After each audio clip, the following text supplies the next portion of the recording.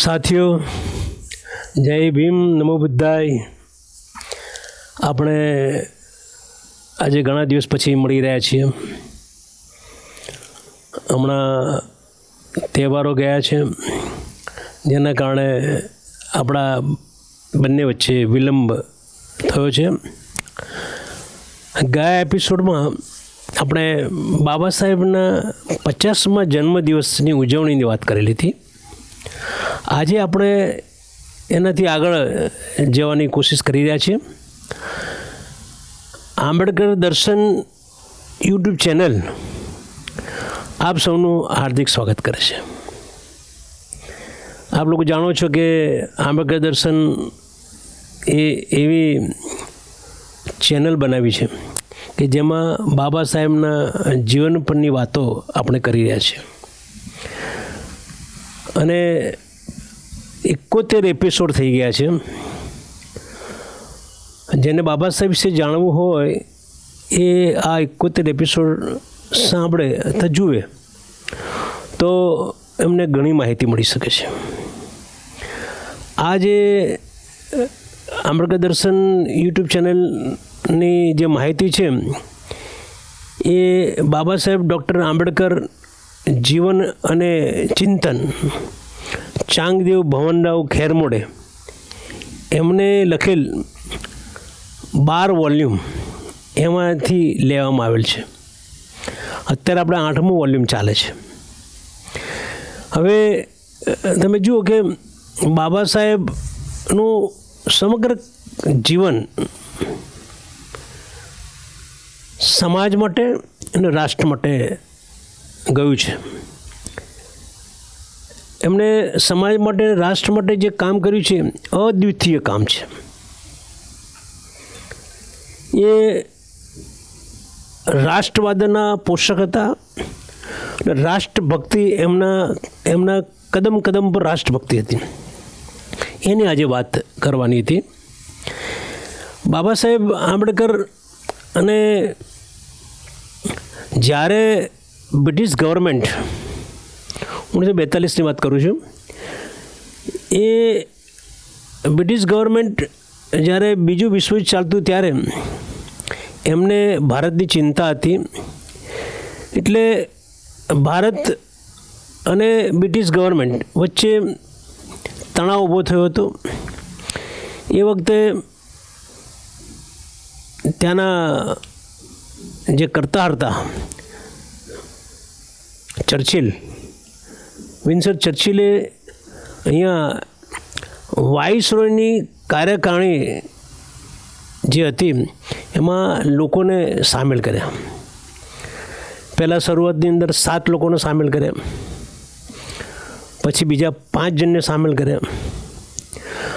આ 12 જણામાં બધા લોકોને લીધા, પણ બાબા સાહેબ આંબેડકરને આ વાઇસરોયની કમિટીમાં, કાર્યકારિણી કમિટીમાં લીધા નહીં. બાબા સાહેબ રજૂઆત કરી કે બધા લોકોનો લો છો. અમારે જે અસ્પૃશ્ય સમાજ છે, દલિત સમાજ છે, જે સમાજ કેટલાય વર્ષોથી દબાયેલો, કચડાયેલો છે, એમને રજૂઆત કરવા માટે, એમના સમસ્યાઓનો ઉકેલ કરવા માટે અમને પણ વાઇસરોયની કમિટીમાં લેવા જોઈએ. પછી આ લોકોને લાગ્યું એટલે પછી 22 જણા લીધા, દરેક પ્રાંતમાંથી એક જણ કરીને. એમાં બાબા સાહેબને પણ લીધા. અને MC રાજા એ પણ શિડ્યુલ કાસ્ટના હતા, અને બાબા સાહેબ આંબેડકર, એ બંનેના 22 જણા જે લીધા નવા, એમાં બાબા સાહેબને વાઇસરોયની કાર્યકારિણીમાં કેબિનેટ એમાં બાબા સાહેબને લેવામાં આવે 9/7/1942ના દિવસે. એટલે બાબા સાહેબની ઉગ્ર રજૂઆત, સમાજની ચિંતા, રાષ્ટ્રની ચિંતા, બધી ચિંતા બાબા સાહેબ જોડે હતી. એવા વિદ્વાન માણસ, કેટલી બધી ડિગ્રીઓ ધરાવતા વ્યક્તિ, તમે અન્ય લોકોને વાઇસરોયની કાર્યકારિણીમાં લો અને બાબા સાહેબને તમે ના લો તો એ કેવી રીતે ચાલી શકે? એટલે બાબા સાહેબની રજૂઆતથી એમને લેવામાં આવ્યા. પછી આ લોકોને લાગ્યું કે આ બહુ વિદ્વાન માણસ છે, બધી બહુ ડિગ્રીઓ ધરાવે છે, અંગ્રેજીમાં એમનો કમાન્ડ છે, આખા દુનિયાની બધી એમની પાસે જ્ઞાન છે, વિશ્વનું જ્ઞાન છે, ભૌગોલિક જ્ઞાન છે, રાજકીય જ્ઞાન છે, સામાજિક જ્ઞાન છે. તો એમને પછી મજૂર મંત્રી તરીકે, શ્રમ પ્રધાન તરીકે એમને હોદ્દો આપ્યો.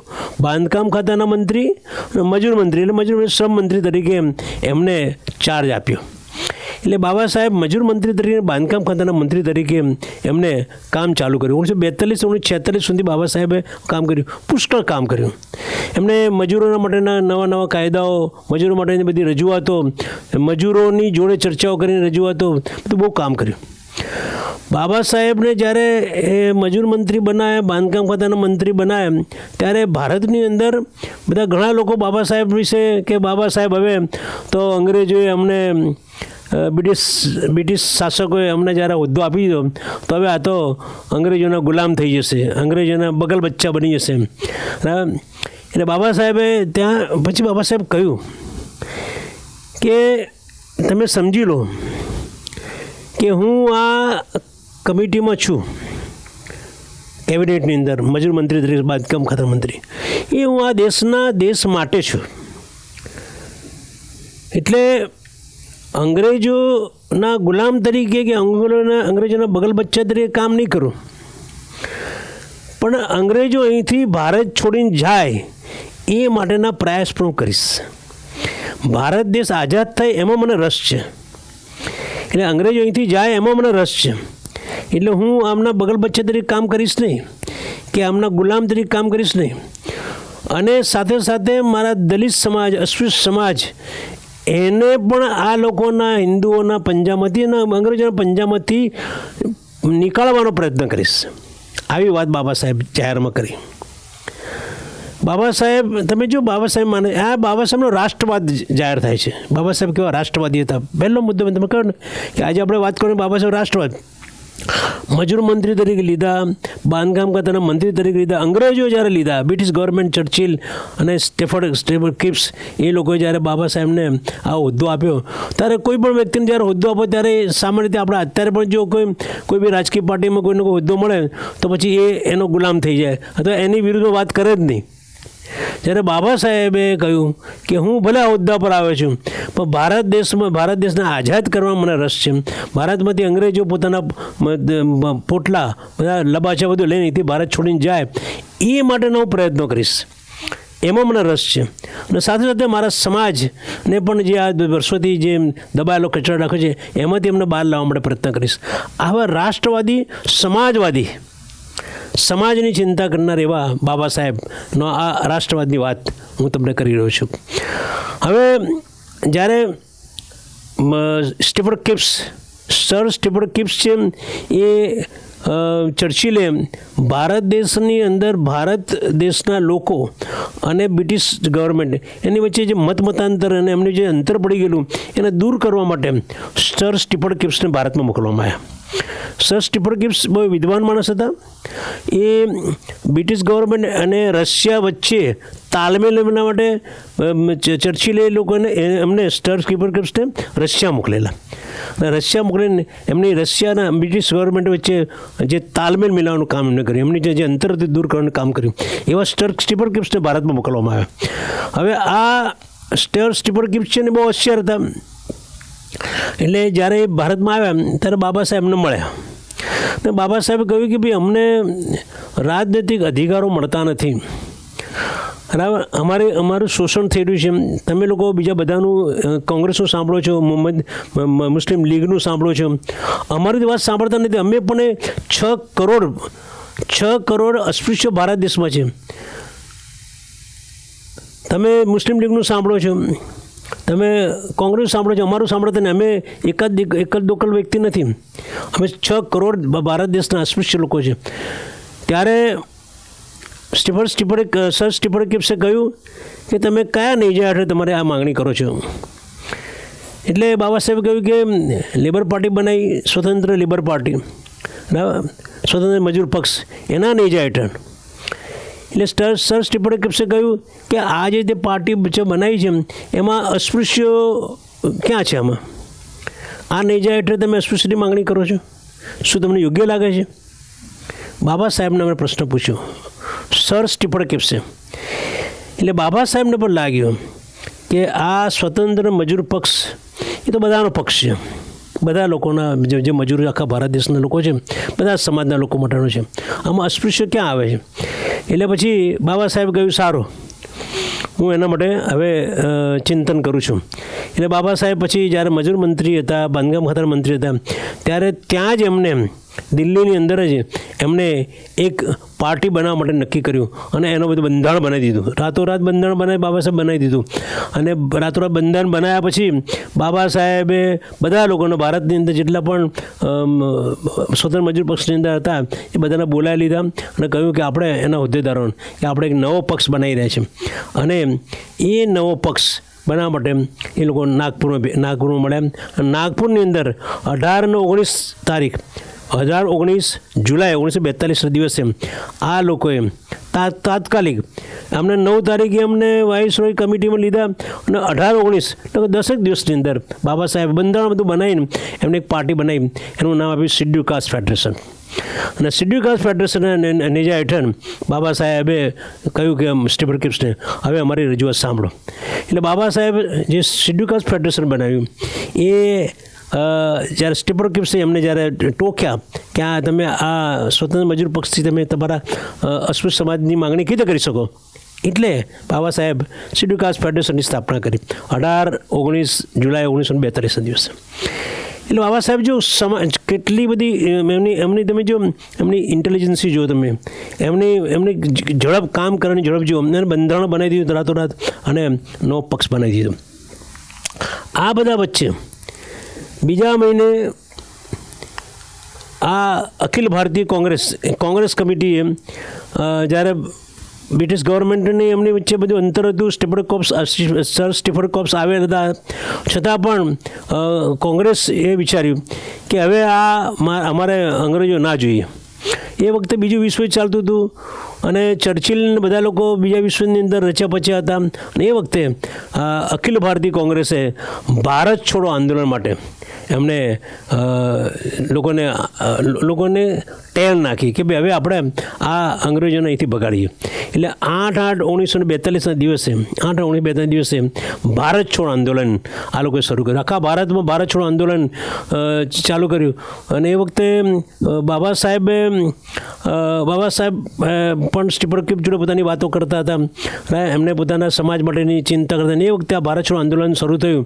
એટલે આમ જોવા જઈએ તો જ્યારે બ્રિટિશ ગવર્મેન્ટ બીજા વિશ્વયુદ્ધની અંદર લડતની અંદર હોય અને એ સમયે તમે ભારત છોડ આંદોલન કરો ત્યારે અંગ્રેજોને બહુ તકલીફ પડે. એટલે અંગ્રેજોએ શું કર્યું, એમને 8-1942 એટલે 8 ઓગસ્ટના 42ના દિવસ જ્યારે આંદોલનની જાહેરાત કરી અને આખા ભારતની અંદર બધા જ કોંગ્રેસી લોકો આંદોલનની અંદર બહાર નીકળી ગયા ને ક્વિટ ઇન્ડિયા ભારત છોડ આંદોલન ચાલુ કર્યું. એટલે બ્રિટિશ ગવર્મેન્ટે ધરપકડો કરી બધા લોકોની. 9-8-1942 રાત્રે બધાની ધરપકડ કરી નાખી. અને ધરપકડ કરીને બ્રિટિશ ગવર્મેન્ટે જાહેર કર્યું કે આ જેટલા ધરપકડ થઈ છે, જેના મોટા આગેવાનો છે, એ બધાના કાળા પાણીની સજા કરવામાં આવશે. કાળા પાણી સજા એટલે આપણે કે જે જગ્યાએ લોકોને જે મોકલવામાં આવે છે કે જ્યાં એ લોકોને કોઈ સગવડ ના મળે, બરાબર. લક્ષદ્વીપને બધે છે, લક્ષદ્વીપની અંદર મોકલવામાં આવે, ત્યાં એમને કોઈ સગવડ આપવામાં આવે, ત્યાં ભારત જોડે એમનો સંબંધ કટ ઓફ થઈ જાય, ત્યાં બધી મુશ્કેલીઓ સાથે બરાબર લક્ષદ્વીપની અંદર બધાને મોકલી દેવાના. તો એવી કાળા પાણીની સજા માટેની જાહેરાત થઈ જાય છે. કાળા પાણીની સજાની જાહેરાત થઈ જાય એટલે મોટા આગેવાનોને કાળા પાણીની સજા કરવામાં આવે તો કેટલું મોટું અન્યાય થઈ જાય. ધરપકડ કરીને તમે જેલમાં નાખો બરાબર, પણ તમે જ્યારે લક્ષદ્વીપને એમાં જ્યારે મોકલી આપો ત્યારે કાળા પાણીની સજા ના ચાલે ને. એટલે બાબા સાહેબને જ્યારે ખબર પડી કે આ લોકોને કાળા પાણી મોકલવાના છે, ત્યારે એ પોતે બાબા સાહેબ વાઇસરોયની કમિટીની અંદર મજૂર મંત્રી, બાંધકામ મંત્રી હોવા છતાં બાબા સાહેબે કહ્યું કે જો આ લોકોને કાળા પાણીની સજા કરવામાં આવશે તો હું કેબિનેટમાંથી રાજીનામું આપીશ. વિચાર કરો કે એક એવા અસ્પૃશ્ય સમાજમાંથી આવતો વ્યક્તિ આખા દેશની રાષ્ટ્રભક્તિ જો એમની કે આ જે કોંગ્રેસી હોય કે ગમે તે હોય, જ્યારે તમે એ લોકો ભારત દેશના નાગરિકો છે, ભારત દેશ પોતાના સ્વતંત્રતા માટે એમની આઝાદી માટે લડત આપી રહે છે, ત્યારે એમને કાળા પાણીની સજા કરવામાં આવે તો બાબા સાહેબે જાહેરાત કરી કે જો તમે આ કાળા પાણીની સજા નાબૂદ નહીં કરો તો હું કેબિનેટમાંથી રાજીનામું આપીશ. અને બાબા સાહેબ જેવા વ્યક્તિ જ્યારે કહ્યું ત્યારે બાબા સાહેબની રાષ્ટ્રભક્તિ આમ ટપકતી હતી, તમે જુઓ. અને એ જ્યારે અમને જાહેરાત કરી ત્યારે બ્રિટિશ ગવર્મેન્ટને લાગ્યું કે આ બાબા સાહેબ આંબેડકરની વાત સાચી છે. એટલે એમને તાત્કાલિક કાળા પાણીની સજાનો જે ઠરાવ કરેલો અથવા જે જાહેરાત કરી કે કાળા પાણીની સજા મૂકવામાં આવશે, આ લોકોને મોકલી આપવામાં આવશે, એ કેન્સલ કરવામાં આવ્યું. કેબિનેટમાંથી રાજીનામાની ધમકી બાબા સાહેબ આપી અને બ્રિટિશ સરકારે નિર્ણય લીધો કે આ લોકોને કાળા પાણીની સજા કરવામાં નહીં આવે. આવા બાબા સાહેબ કે તમે જો રાષ્ટ્રવાદ કે ભાઈ અમે મને બાંધકામ ખાતાના મંત્રી કે મજૂર મંત્રી કેબિનેટ લીધા છે, છતાં પણ મારું કામ એ છે કે ભારત દેશમાંથી અંગ્રેજો અહીંથી જાય અને અમારું રાજ આવે. બરાબર. અને બીજું કે જ્યારે કાળા પાણીની સજા કરવામાં આવી, જ્યારે ગાંધીજી અને બીજા બધા જવાહરલાલ નહેરુ બધા જે લોકો કોંગ્રેસી હતા એ બધા લોકો જ્યારે ભારત છોડો આંદોલનની અંદર બધા હતા, બધાને એવા આગેવાનો કાળા પાણીની સજા કરવાની વાત કરી ત્યારે બાબા સાહેબે કેબિનેટમાંથી કહ્યું કે ભાઈ જો આ લોકોને કાળા પાણીની સજા કરવામાં આવશે તો હું કેબિનેટમાંથી રાજીનામું આપીશ. એમની રાષ્ટ્રભક્તિ જો, એમનો રાષ્ટ્રવાદ જો, એવા બાબા સાહેબ આંબેડકરની વાત આજે મારે કરવાની હતી. બ્રિટિશ સરકારે નિર્ણય લીધો અને કાળા પાણીની સજા નાબૂદ કરી, કાળા પાણીની સજા જે ઠરાવ કરેલો એ કેન્સલ કર્યો અને એમને કાળા પાણીની સજા કરી નહીં.